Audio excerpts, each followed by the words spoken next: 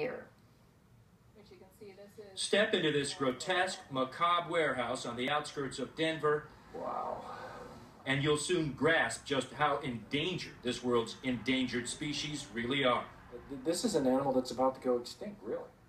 It's the same plight for the rhino and the tiger and the elephant. They could all go extinct within our lifetime. Colleen Schaefer runs the wildlife repository for the U.S. Fish and Wildlife Service, and this is just a fraction of what wildlife officials recover. Just enough to show how repulsive the trade in endangered dead animals can be.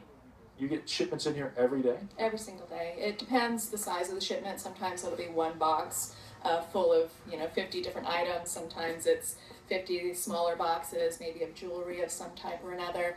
So it's really variable on what we get from day to day.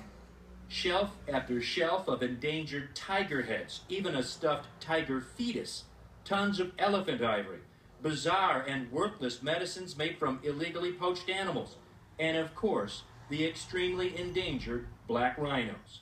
Whole horns, horns crushed into medicine, carved into statuettes. This is a baby rhino foot. It's turned into a pencil holder. There are just 2,500 of these black rhinos left in the wild, protected now by armed soldiers. This animal alive, but its horn cut off by poachers. Most are not so lucky. Their carcasses left to rot while their valuable horn is smuggled across the globe.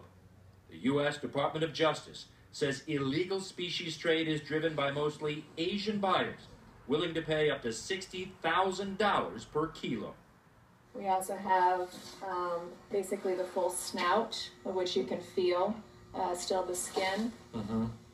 According to Schaefer, wealthy hosts in Vietnam have even used ground-up rhino horns as a party favor, said to cure a hangover. Not only their status symbol, but of their wealth and their ability to provide this to their guests. And of course it doesn't work for them. Right, it doesn't work. To stop the killing, the U.S. government has targeted people who deal in the illegal animal trade. And according to the U.S. government, that includes an antique dealer in South Florida named Chris Hayes. Was there anything to say? For 2.5 years, Hayes and his internet auction site sold black rhino horns, some for as much as $80,000.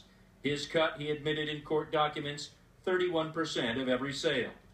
Hayes pleaded guilty and on May 20th was sentenced to 3 years in prison. In court, he told the judge he made a terrible mistake. Leaving court, shielded by friends, he said almost nothing. Can you explain to us why you were selling these horns? You obviously knew for 2.5 years, according to the prosecutor, that you were selling these horns. Yeah, it doesn't matter. According to the government, Chris Hayes and his elite art companies were involved in the selling of more than 19 pounds of rare endangered black rhinoceros horns, worth about $400,000. And while the government says there was no human victim involved, each horn represented a dead endangered animal, smuggling, poaching, bribery, and even organized crime. Government estimates have put the global trade in illegal animal products as high as $10 billion. Hayes was caught trying to arrange sales to Asian buyers in Canada, Texas, even Milan, Italy. The buyers and the sellers willing to force an animal into extinction for a worthless cure or a trinket. Drew Griffin, CNN, West Palm Beach, Florida. Many thanks to Drew Griffin there, and we'll have much more on our breaking news coming up in just a few minutes.